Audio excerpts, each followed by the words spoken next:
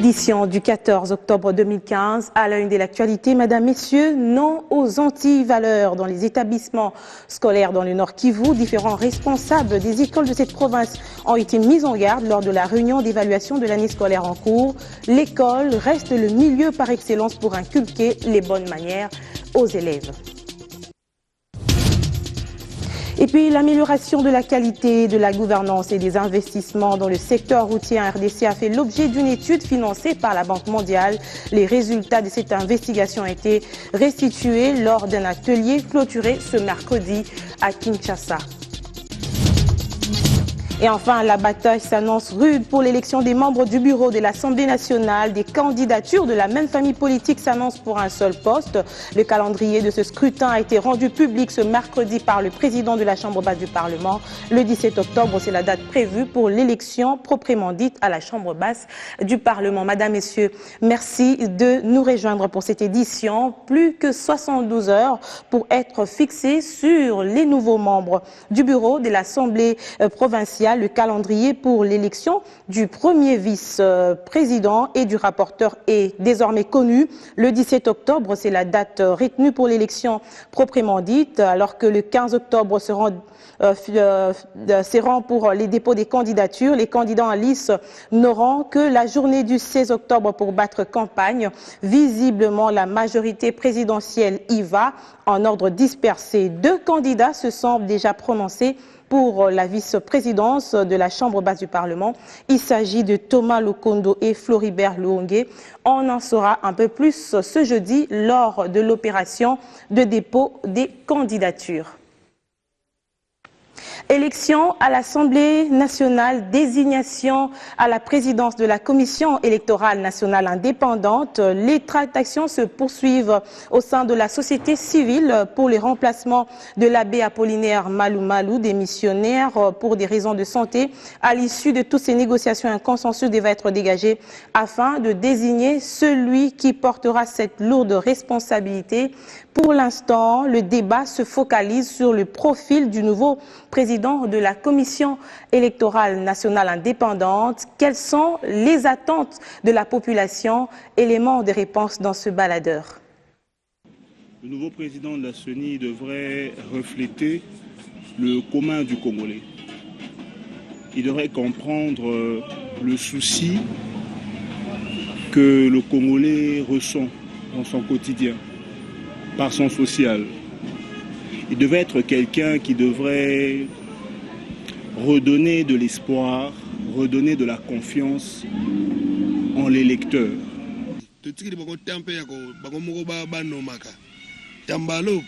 Nous ne voulons pas de pression politique à l'élection du successeur de Malou Malou. Que seule la société civile puisse choisir celui qui pourra diriger la CENI.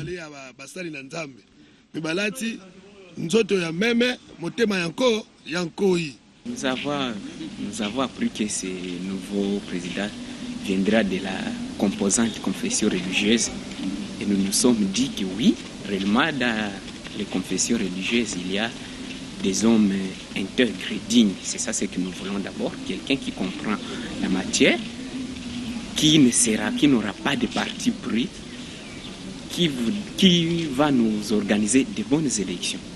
Et qui ne sera pas comme les élections de 2011 où nous avons tous décrié la fraude, la tricherie et tout ce qu'il y avait là-bas comme désordre.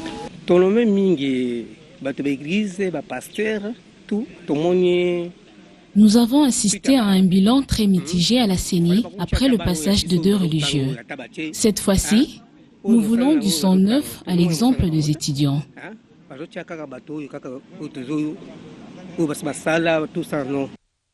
Et face justement à ces enjeux électoraux, des réactions fusent de partout au sujet de ce choix judicieux à opérer pour les successeurs de l'abbé Apollinaire Malou Malou. La commission éducation civique et observation électorale, alors d'une déclaration appelée la commission d'intégrité et médiation électorale, a bien joué son rôle pendant cette période. Je vous propose d'écouter Gérard Bissambou, coordonnateur des Lait du Ciel. La commission est du ciel a reçu avec peine et amertume cette décision du reste judicieuse et honnête Tant faut-il reconnaître que l'abbé Malou Malou est, en un point sans douter, une bibliothèque électorale patrimoine du pays.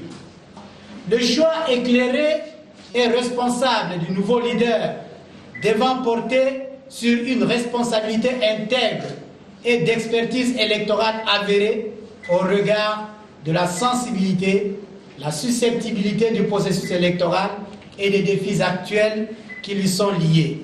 Ainsi donc, une ressource d'expertise approuvée, quoique non religieuse, peut être portée à ce poste par les confessions religieuses ayant mandat. Et du ciel encourage le bureau de la CENI à demeurer autonome, assidu, cohérent et conséquent dans la gestion des enjeux actuels du processus électoral. Et pendant ce temps, la nouvelle société civile congolaise opte pour un processus électoral apaisé. L'annonce découle des échanges de 2 jours sur les enjeux électoraux de l'heure. Cette structure a en outre invité le gouvernement à accélérer le mécanisme de financement des prochaines élections. Les participants à ces assises invitent également la population ainsi que le pouvoir public à s'impliquer davantage dans l'optique des élections crédibles et transparentes. Au terme de 2 jours de travaux sur le rôle de la société civile dans l'accompagnement du processus électoral et la promotion des droits humains et acquis de la démocratie en RDC, les participants à cet atelier invitent la population à ne pas céder aux manipulations des politiques pendant cette période pour éviter au pays des violences décriées des scrutins de 2006 et 2011. Pour ce qui est du financement des élections, la nouvelle société civile congolaise juge insuffisant le budget 2016 proposé au Parlement. Elle convie le gouvernement à faire de nouvelles prévisions financières à même d'appuyer aussi bien l'organisation des prochaines élections. D'apporter un appui financier aux institutions d'appui à la démocratie en vue de nous permettre de bien travailler. Nous pensons à la CENI, au Conseil supérieur de l'audiovisuel et la Commission nationale des droits de l'homme. Au pouvoir judiciaire de veiller au respect et à la protection des droits et libertés des citoyens sur l'ensemble du pays, surtout en période électorale. Au sujet de la désignation des nouveaux membres de la CENI pour remplacer l'abbé Malou Malou, la nouvelle société civile congolaise invite les partis politiques de s'abstenir de toute interférence et demande à la population d'accompagner activement le processus électoral et de se l'approprier. Autre chose, 3 points majeurs étaient à l'ordre du jour lors du point de presse hebdomadaire de la MONUSCO. Il s'agit notamment de la Journée mondiale de l'alimentation ainsi que des défis pour la République démocratique du Congo. Le dernier rapport conjoint du Bureau des Nations Unies pour le droit de l'homme, mais aussi la volonté de la MONUSCO d'en découdre définitivement avec les forces négatives qui continuent à décimer la partie est de la République démocratique du Congo. Christian Elongo et Darlene Zouzi. La Journée mondiale de l'alimentation en toile de fond de cette rencontre entre la MONUSCO et la presse. 14 octobre, une occasion pour les représentants de l'Organisation des Nations Unies pour l'alimentation et l'agriculture d'évoquer les défis à relever pour la RDC. Notre action, bien évidemment en partenariat avec le gouvernement mais aussi avec tous les autres acteurs, c'est de faire en sorte que demain, la RDC ne soit plus en mesure d'importer. La RDC devrait même être le grenier de l'Afrique centrale, pour ne pas dire de l'Afrique tout court. Autre sujet évoqué au cours de cette conférence de presse hebdomadaire, c'est les rapports du mois de septembre du Bureau conjoint des Nations Unies pour les droits de l'homme. Selon ces rapports, 503 violations sur toute l'étendue de la RDC ont été constatées. Dans le mois de septembre, au moins 44 militaires de CFRDC et 16 agents de la police ont été condamnés pour les actes constitutifs de violation des droits de l'homme dans le territoire de la RDC. Mais, comme vous l'avez bien dit, c'était la responsabilité des autorités nationales de prendre la responsabilité et de prendre l'action pour lutter contre la impunité. Concernant la traque contre les groupes armés dans l'Est de la RDC, le numéro 2 de force de la MONUSCO plaide pour le retour de la coopération militaire entre les FARDC et la force de la MONUSCO. C'est l'ensemble des groupes armés qui sont couverts par notre mandat. Il ne s'agit pas de dire l'un contre l'autre. Après, c'est une définition avec les autorités de votre pays, des priorités et du processus, on va dire, qui doit nous amener effectivement à intervenir contre les uns ou contre les autres. Il est évident que la reprise du dialogue stratégique et la reprise de la coopération que nous attendons tous, je pense, va être un élément capital effectivement de réussite effectivement de l'exécution de notre mandat. Il était aussi question d'annoncer la formation d'une centaine de journalistes sur les structures de l'ONU et leur fonctionnement. Au chapitre infrastructure, je vous le disais à l'ouverture de cette édition, l'atelier des restitutions de l'étude des bases sur la réforme du sous-secteur routier en RDC s'est clôturé cet après-midi au cercle de Kinshasa. Tous les services des ministères concernés, à savoir les travaux publics, les transports, le plan et le développement rural, ont pris part à ces assises. Objectif, la réforme du secteur routier en vue des résultats dans la construction, la réhabilitation et l'entretien des routes. Loin d'être terminées, les réflexions en vue de cette réforme du sous-secteur routier en RDC vont se poursuivre. En ce deuxième jour, les participants ont approfondi la question des mutations à apporter au secteur routier en vue d'atteindre un meilleur rendement dans la construction, la réhabilitation et l'entretien des routes en RDC. Il s'agit, outre la question du financement évoqué au premier jour, autant que le renforcement des capacités d'absorption des fonds par les agences routières, de l'actualisation de la classification routière, le respect des textes légaux en la matière pour éviter des chevauchements, notamment entre le maître d'ouvrage, son délégué ou le maître d'œuvre. Il s'agit également de préciser les mesures d'encadrement des mutations relatives au plan social pour éviter des frustrations. Le consultant recruté par la Banque mondiale, fort de son expérience, a proposé de s'inspirer des exemples de réformes initiées et qui ont réussi au Cameroun et au Brésil. Clôturant ces travaux, Willy Carlos Mpete, directeur de cabinet du ministre des Infrastructures et Travaux Publics, a rappelé aux participants et aux responsables des agences routières qu'il est important que cette réforme soit menée à bien afin d'assurer le désenclavement du territoire national par le développement des axes prioritaires pour asseoir une stabilité et assurer la croissance économique autant que l'accès des populations aux services sociaux de base. Et c'est donc parti pour 2 jours des travaux sur le premier symposium de la langue anglaise en RDC. 60 inspecteurs, enseignants du secondaire et professeurs d'université d'anglais vont échanger sur la possibilité d'améliorer l'apprentissage de cette langue en République démocratique du Congo. Salle de conférence du CEPAS, commune de la Gombe, des inspecteurs, des professeurs d'université et enseignants du secondaire venus de toute la RDC échangent avec les experts du Centre congolo-américain d'anglais sur les voies et moyens d'améliorer l'apprentissage de l'anglais en RDC. C'est l'objectif principal de ces premiers symposiums de la langue anglaise en RDC. L'anglais, première langue internationale, langue d'affaires, 25% de la population mondiale parle cette langue, soit plus de 2 milliards d'individus, d'où l'importance pour les Congolais d'apprendre la langue de Shakespeare. Pour que l'apprentissage de l'anglais puisse porter des fruits, nous avons l'obligation de mettre à jour et de réfléchir sur les meilleures pratiques orales et écrites dans l'apprentissage. Nous devons aussi rendre l'enseignement de l'anglais créatif et intéressant, tout en s'appuyant sur la culture congolaise, son histoire et ses valeurs nationales. Pour l'ambassadeur des USA en RDC, il ne s'agit pas ici de l'hégémonie américaine en apprenant l'anglais. Apprendre une langue étrangère, c'est aussi faire la rencontre avec d'autres cultures. Exemple. Souvent, les Américains ne sont pas considérés des hommes et des femmes les mieux doués pour les langues étrangères. Nous comprenons aussi que c'est un défi pour notre pays de trouver des moyens de nous ouvrir aussi aux autres autour du monde. Et c'est dans cet esprit que liboso ya suka nalingi kotalisa bino nyonso ngai mpe nayebi ndenge koyekola ndinga ya papaya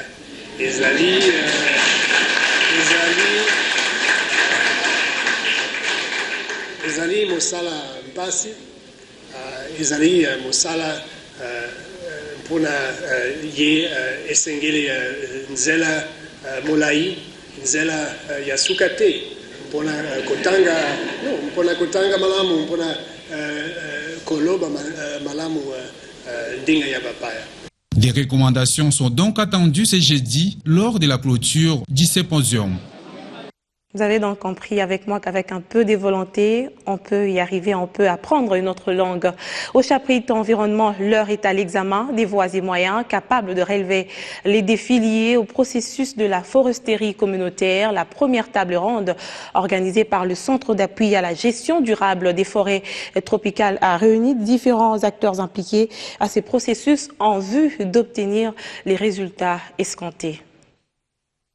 La foresterie communautaire, une réponse à la gestion durable des forêts en République démocratique du Congo. Après le décret signé par le Premier ministre portant modalités d'attribution des concessions forestières aux communautés locales, les différentes parties prenantes à ces processus se sont réunies pour la toute première fois à l'issue d'une table ronde en vue d'examiner les voies et moyens et affronter un certain nombre de défis. Ce dialogue permet à ce que tout le monde sache où en sommes-nous, où allons-nous. Aujourd'hui, nous savons qu'il ne reste que l'instant de quelques jours pour que le ministère convoque le comité de validation qui va parachever le travail de l'arrêté ministériel. Et demain, maintenant, c'est ça la question que nous avons posée, quel sera le prochain pas? Comment nous allons mettre en œuvre? Et ce dialogue a permis à ce que nous puissions nous accorder, que nous puissions y aller par étapes, avec une feuille de route qui a été discutée, qui sera enrichie sur base des recommandations qui ont été faites. Organisé par le Centre d'appui à la gestion durable des forêts tropicales avec l'appui des Rainforest Foundation et World Resource Institute, ces échanges ont constitué une interpellation pour chacun des acteurs quant aux efforts à déployer.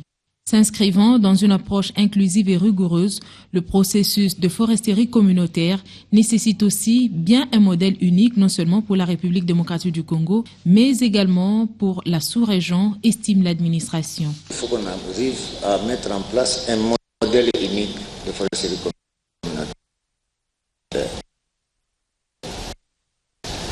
Et moi, j'ajouterais qu'il ne s'agira pas d'un modèle unique, mais d'un modèle sui generis, un modèle qui s'adapte correctement aux réalités de la société congolaise par rapport à ce que nous avons comme objectif à mettre en place.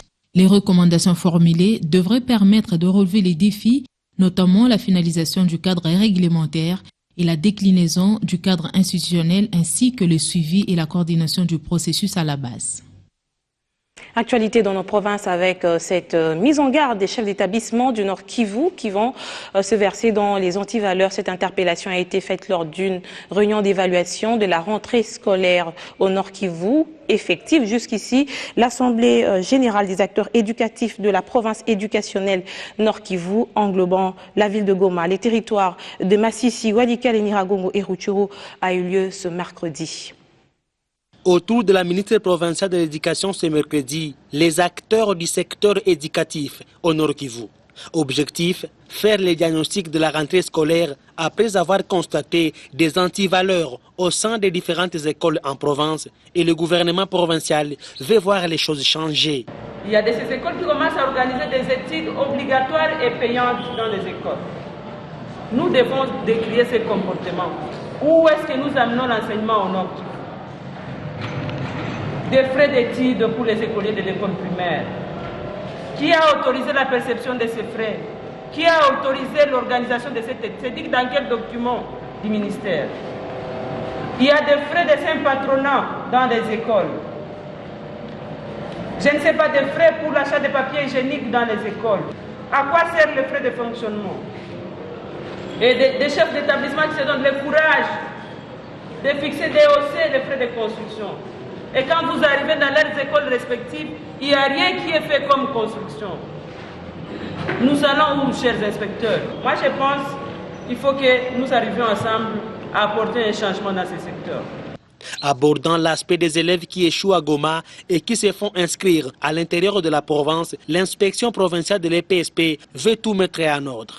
Vous, comme gestionnaire, se trouvez à l'intérieur, en collaboration avec les inspecteurs chefs de poule, aidez-nous pour dénicher tous les élèves qui ont fui Goma, qui ont fui Nyiragongo pour aller s'inscrire là-bas et revenir et attendre seulement le mois d'avril ou le mois de juin pour louer toute une équipe a envie d'aller passer les examens là-bas. Mais retenez que nous avons pris déjà des dispositions pour que dans tous ces centres-là, nous allons utiliser une autre stratégie pour combattre ça. Mutualisons nos énergies pour que nous puissions plutôt combattre ces fléaux-là. Faisant d'une pierre deux coups, la ministre provinciale de l'Éducation a saisi cette occasion pour remettre des tôles et des sacs de ciment à 14 écoles et 4 sous-divisions dans le cadre du Fonds provincial pour la promotion de l'éducation. Maître d'école comme passion du maître, un concept qui nous sera tout à l'heure expliqué par l'artiste musicien Papa Wemba, invité de cette édition.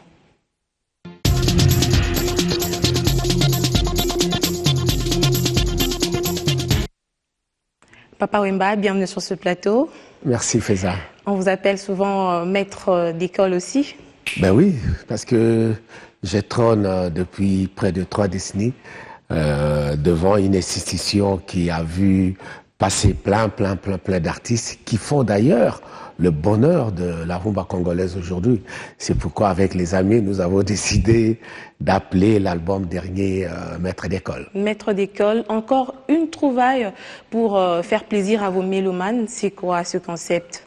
En fait, j'invite des mélomanes de venir me rendre visite ce vendredi à l'hôtel Sultani parce que je dois leur présenter un nouveau concept où je mélange tout ce que j'ai emmagasiné, quoi, puisque dans mon sac, j'ai plein d'informations que je n'ai pas encore tout déballé, quoi. Donc, venez me découvrir ce vendredi à 20h à l'hôtel Sultani. Ça sera quoi exactement au menu de ce spectacle?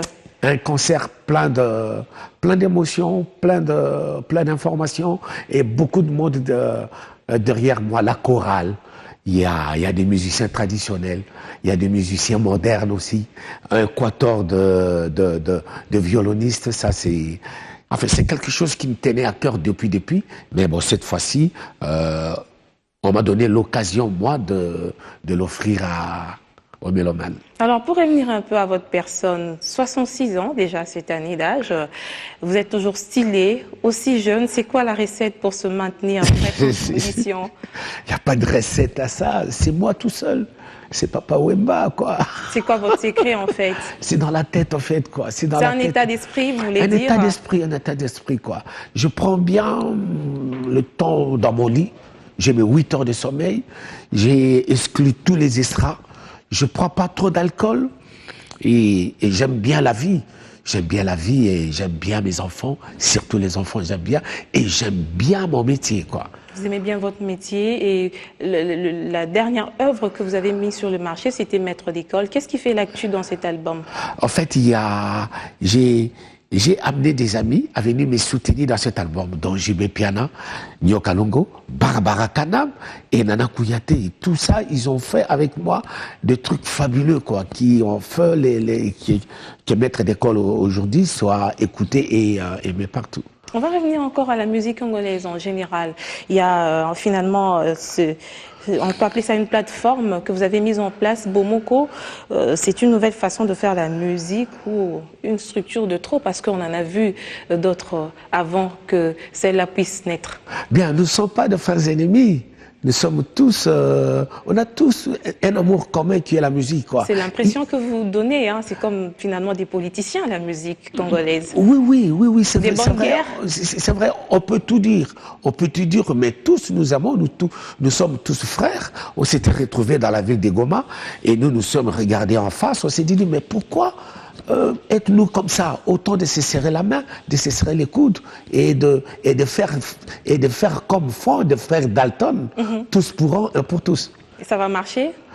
Je croise les doigts, ça va marcher. Alors, Papa Wemba, je vous donne 1 minute pour convaincre les téléspectateurs à venir à cette activité du 16 octobre, la Passion du Maître. Yahweh, Yahweh, bénisse Congo. Yahweh, Yahweh, battez-la Congo.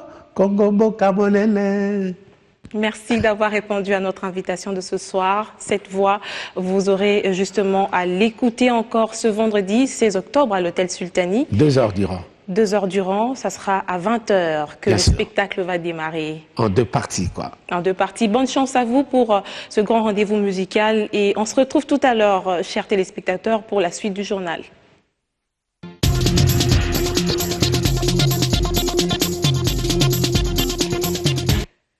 Et puis, cette nouvelle, avant de nous quitter, dans sa politique d'offrir à ces parieurs congolais des divertissements de qualité dans des infrastructures adéquates aux standards internationaux, la SONAL a procédé ce mercredi à l'ouverture d'un nouvel espace PLR adapté à sa vision pour permettre à ses abonnés, comme je le disais tout à l'heure, de miser et de suivre la course en direct dans des bonnes conditions.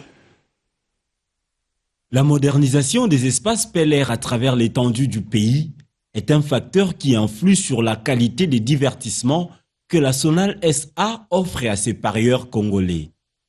Dans la commune de Massina, ce leader du pari mutuel en RDC a procédé à l'ouverture d'un nouvel espace PLR modernisé au standard international.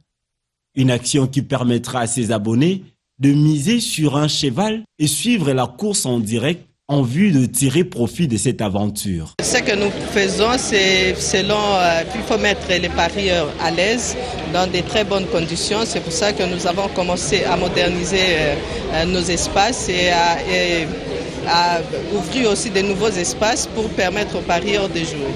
Nous demandons aux parieurs de venir jouer, surtout les jeunes, ce n'est pas les jeux des vieux, même des jeunes aussi, comme ceci, surtout des jeux intellectuels. Nous avons besoin des jeunes. À la SONAL, on dort pauvre, on se réveille riche. Donc d'un coup, d'un clé d'œil comme ça, on devient riche, on devient millionnaire. Donc il faut venir jouer à la SONAL. Si vous venez à l'espace ici, vous êtes bien assis, vous pouvez bien jouer et bien gagner aussi. Celui qui ne travaille pas ne mange pas. Mais venez travailler et trouvez votre compte. Vous n'attendrez pas la fin du mois, mais vous venez directement après avoir joué et lorsque vous avez gagné, on vous paye directement. Déjà, au lancement de ce nouveau centre, un parieur congolais a été à l'honneur.